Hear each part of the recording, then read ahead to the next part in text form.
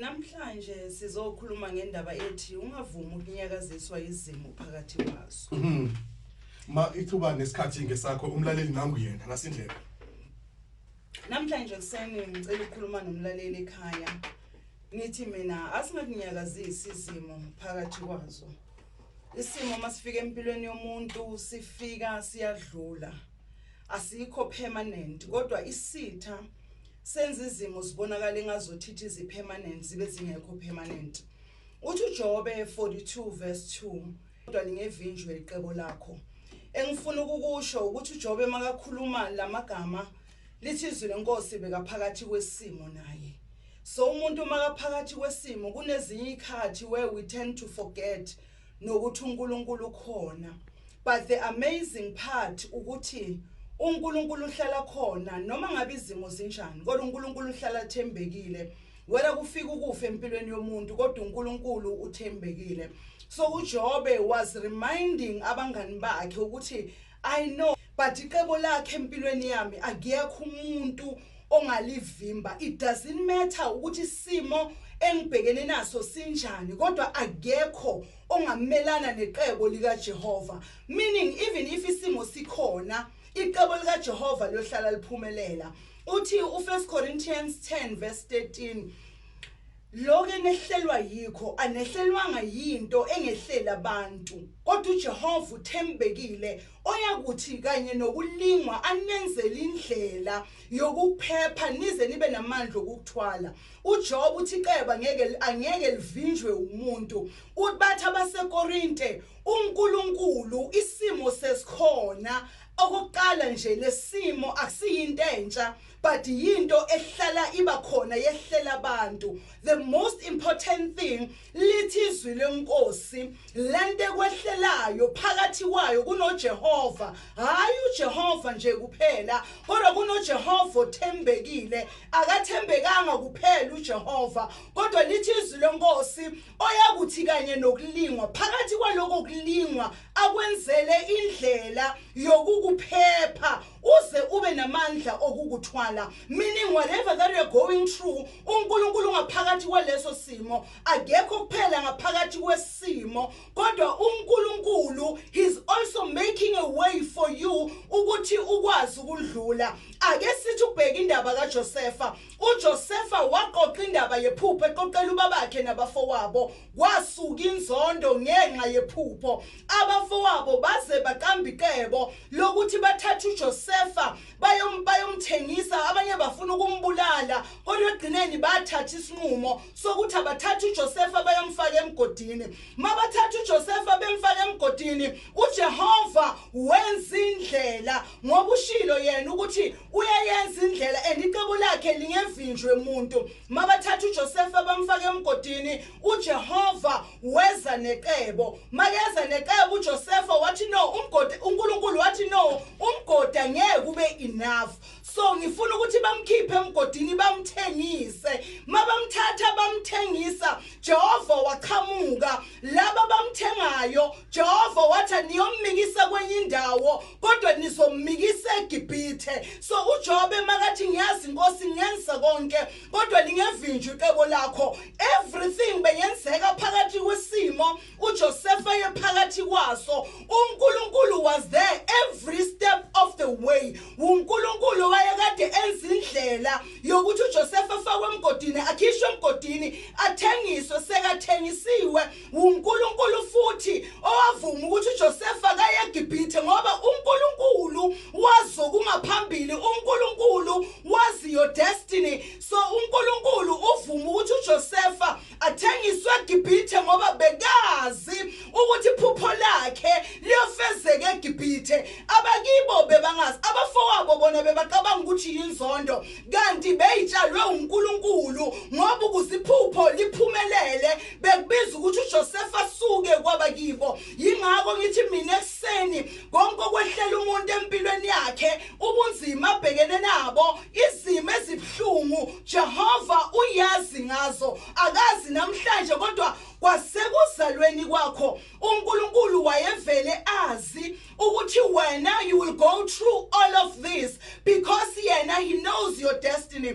Engifuna ukukusho namhlanje ukuthi ungaphela amandla, ungalahlekelwa ithemba, ungalahlekelwa ukuthi uNkulunkulu akekho. Sometimes when the going gets tougher, abantu bacabanga ukuthi uNkulunkulu akekho, kodwa iqiniso lithi uNkulunkulu ukhona, ngoba uma ngabe uNkulunkulu bekangekho leso simo ngabe sesibulele. But lithi izwi lenkosi kwabaseKorinte, uNkulunkulu phakathi kwesimo athembekile, akabi khona nje kuphela, kodwa lesiassure izwi lenkosi ukuthi into yokuqala uNkulunkulu uthembekile, oyothi phakathi kwaloko kulingwa akwenzele indlela yokuphepha uze ube namandla okuthwala. So namhlanje kusena I want to tell you ukuthi uNkulunkulu unguNkulunkulu ongenzi iphutha, uNkulunkulu unguNkulunkulu ongadideki, uNkulunkulu unguNkulunkulu ongaxakeki. Ngizothi mina kusena usethembekile phakathi kwalesimo phakathi kwazo, kulesimo leso phakathi kwaso usese uNkulunkulu omuhle, usese uNkulunkulu oyingcwele, usese uNkulunkulu ongaguquki futhi akashintshi. Ngicela ukukutshela ukuthi kunezinto ezenzeka empilweni zimnyakazisa umuntu azacabanga ukuthi mhlawumbe uNkulunkulu umkhohliwe. Buya ngikutshele ngalesikhathi uJesu asesiphambanweni uNkulunkulu wayengamkhohlwanga. Ngathi uJesu ekhafulelwe thukwa uNkulunkulu hayi ukuthi bekangekho, bekakhona. Kunezimo la uJehova ekumele ukuthi astep back undlule kuzo for the sake yokuthi ukwazi ukufuka ku-destiny uNkulunkulu akufuna kuyo. Uma ngabe uNkulunkulu wa-intervene ngale nkathi uJesu ayesiphambanweni, ngabe namhlanje into ebizwa ukuthi insindiso ayikho. So sometimes kunezinye izinto during our test the teacher has to be quiet, so God has to be quiet kwesinye isikhathi kuma-test wakho so that you pass them on your own, ngoba the destiny where you are going you will need courage yalezinto ondlule kuso. Ngizothi mina ekugcineni kwakho konke uPaul noSilas baphonswe ejele, sebaphonsiwe ejele, kunento eyenzeka. Lamadoda wazanga nyakaziswe ukuthi aphonswe ejele, unganyakaziswa ukuthi uphakathi kwesimo. Lamadoda sewasejele wakhumbula ukuthi uNkulunkulu esimkhonzayo mkhulu kunejele, so they started worshiping. Phakathi kwesimo bebabhekene naso badlule esimeni, baqala bahlabelela. Phakathi komhlabelelo lithizwe lenkosi bahlabelela, kwaqhaqheka amaketane ejele, kwavuleka iminyango yonke. Umgcini sihlalo makavuka wathola ukuthi iminyango yonke ivulekile, wathi makathi uyazibulala bamtshela boPaul ukuthi no, ungazibulali ngoba sonke sisaphelele. That's how much God can do. It doesn't matter isimo phakathi kwaso, kodwa ungayeki ukudumisa phakathi kwaleso simo, because the more you give it glory kuNkulunkulu, uNkulunkulu is making a way for you. Ithi kangitshela umlaleli namuhla ekseni, sometimes i-delay ye-progress yethu iza ngoba thina sisuke sinake konke okwenzeka phakathi kwesimo. Uyabona isimo ungaqala usi-entertain, isimo ungaqala usibheke, yonke into ivele ime ithule ithi du, kodwa uma unaka uNkulunkulu kuba ne-movement, kuba ne-change. Kodwa uma uhlala unaka isimo, uhlala ukhala, uhlala ubalabala, the enemy becomes happy. Sometimes you need to confuse the enemy. Sometimes even when things are not going your way, you need to act as if everything it is well. Washo njalo umfazi waseShunemi afelwe umntwana, bathi mabambuza wathi konke kuhamba kahle, ayikho into beyihamba kahle, kodwa wakhuluma amazwi wathi konke kuhamba kahle, and ekugcineni waphumelela amazwi awakhuluma mayathi konke kuhamba kahle. Ngizothi mina kuwe namhlanje, challenge yourself phakathi kwalesimo obhekene naso. It's not something permanent, but indlela osendlila ngayo yiyo eyenza ukuthi kubonakale ngazothi isi-permanent.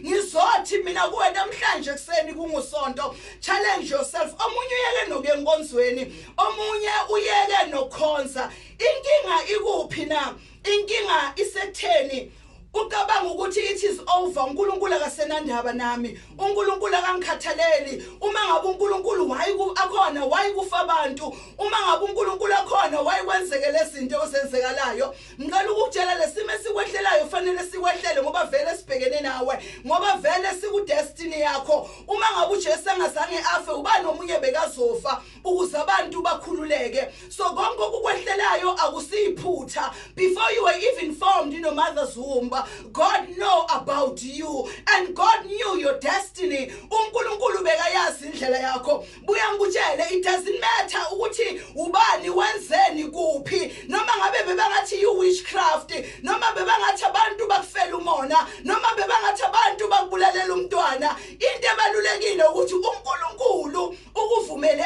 azi ukuthi kuyokuzwisa ubhlungu for the fact ukuthi uNkulunkulu azi ukuthi kuyokuzwisa ubhlungu but akuvumele that means it's in your destiny so angeke ukwazi ukushintsha ngoba icebo likaJehova lihamba lapho usho njalo uJobe uthi kodwa lingevinjwe icebo lakho icebo likaJehova ngempilo yakho angeke livinjwe muntu ngisho nabathakatha bakwazi ukuthakatha abangeke bavimbe ngoba noma kwenzakalani but God is going to make a way for you wayenza uNkulunkulu indlela for uJoseph ngisho sekasekibhithe uNkulunkulu nguye owenza ukuthi uJoseph akwazi ukukhaza iphupho lesebenzi sikaFaro ngoba bekazi ukuthi ngelilanga uFaro uzophupha uzodinga uJoseph ukuthi akhaze lelo phupho so God will always make a way God will always pave a way for you ngizothi mina ekseni angibazi ubhlungu ngena kubo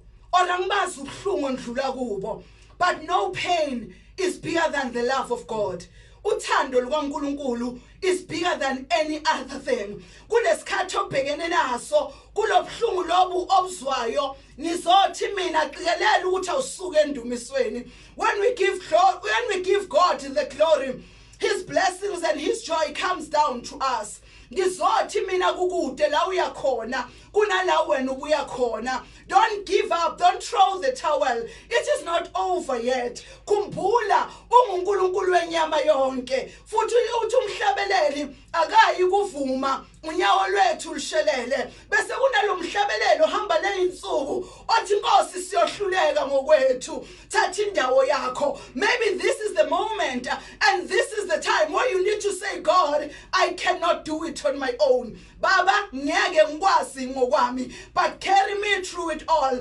sometimes uNkulunkulu needs to step back kwezinye izinto ngoba nokuthi asithwale asimvumeli sifuna ukuzingenela sifuna ukuzenzela buya ngutshela iqiniso every situation enzima every situation that is painful ondlula kuyo nobhekana nayo if when you put God aside iba nzima kakhulu sometimes you need to allow God ukuthi akuthwale ahambe nawe kuze kube segcineni ngizothi mina uNkulunkulu othembekile ekseni angimzwanga kamakhelwane ngimbonile weyami impilo ukuthi uNkulunkulu uyathwalana uNkulunkulu yenzelana indlela sibonile imindeni eminingi abantu bakhala athi namhlanje kushona ibreadwinner siyophila ngani but uNkulunkulu ngoba uNkulunkulu wabantu bonke ayenza indlela bakwazi ukuphila ngizothi mina ekseni uNkulunkulu uthembekile noma ngabe ungajikuye ngakuphi the problem sinabo uNkulunkulu abaningi that is why masigumkela phakathi kwesimo we get confused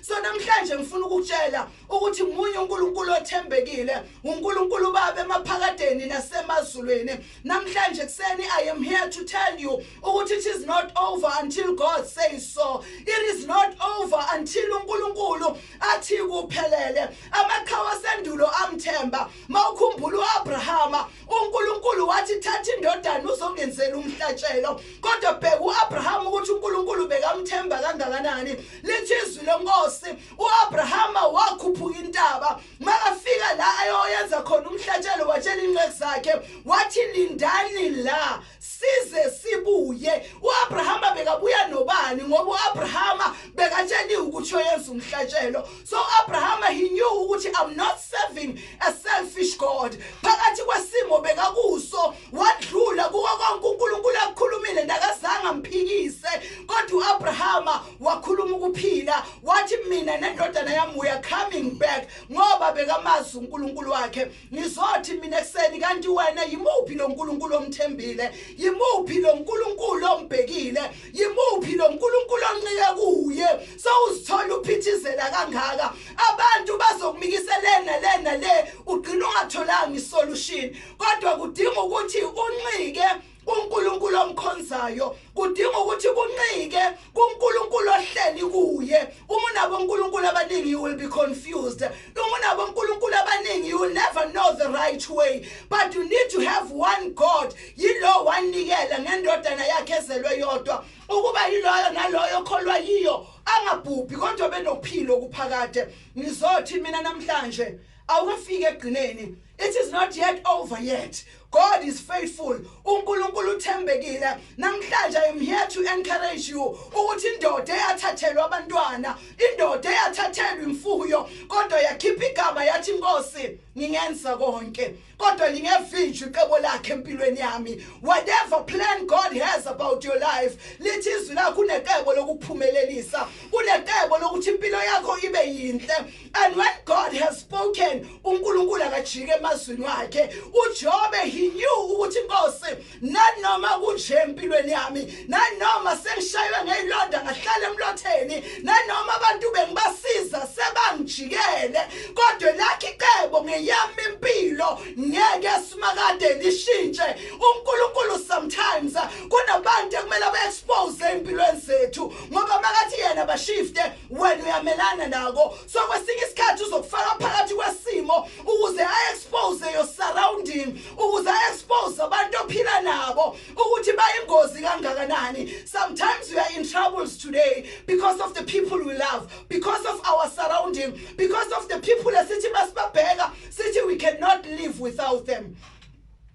iqiniso lithi sizelwe sisodwa asizalwanga nabantu seyini namuhle yenza ukuthi kube nzima ukuthi wena ukwazi ukuphila so I am saying to you ukuthi ezinye izinto zenzeka to protect you ezinye izinto zenzeka ukuthi uNkulunkulu avimbe ukufa kwakho ongakwazi wena ukuthi privately kuyaplanwa so stop crying and start trusting God phakathi kwesimo abosilasi they had to worship God ukuze kwenzeke izinto kwasindiswa indoda kwesimo kuso baningi abantu ababhekile baningi abantu abakubonayo but I want to tell you ekseni ukuthi uNkulunkulu always makes a way for you and God will always make a way for you leso simo phakathi kwaso start giving God the glory so that you see your light so that you see your destiny when you look at Joseph akazange complain ngisho abafowabo bemthengisa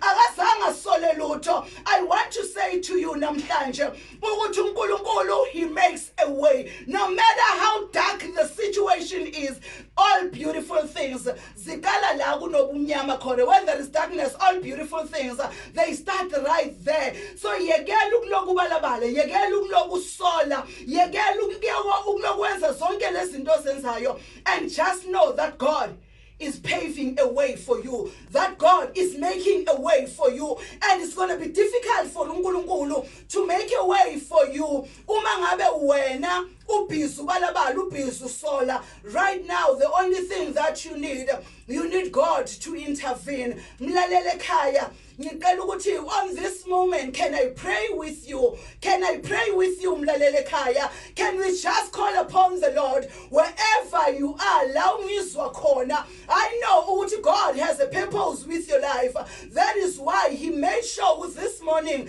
you are with us while we are talking about this story ukuthi uNkulunkulu uyayenza indlela never forget ukuthi uNkulunkulu uthembekile can we pray mlaleli baba egameni elihle linamandla likaJesu nasekuseni useUNkulunkulu nasekuseni usathembekile wena baba you are the only one true able God okwazi ukwenza indlela nakwahlonga sibi elithi izwi lakhe emanzini amnyama wena baba uyayenza indlela athi in the book of Hezekiah wena ulalisa amagquma nezintaba ukuze abangcwele bakho babe nendlela wena baba lichizwi lakho ngumkalisi ngumphelelisi wezinto zonke baba we are praying in the morning nangumlalele ekhaya uyasazi isimo abhekene naso uyabazi ubunzima nobuhlungu abhekene nabo baba wethu ingcwele we call upon the highest God baninga bonkulunkulu kodwa ongafaniswa nawe akekho baninga uNkulunkulu kodwa ongalinganiswa nawe akekho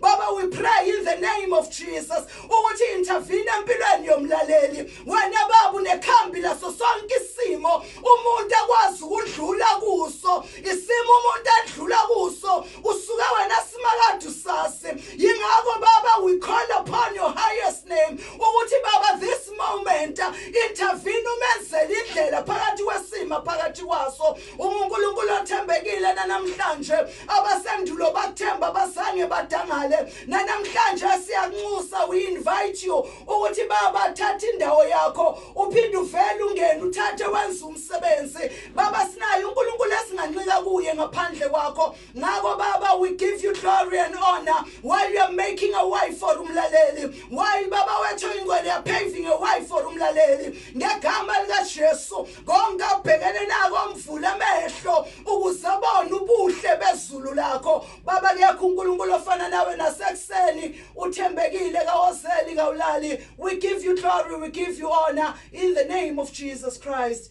amen.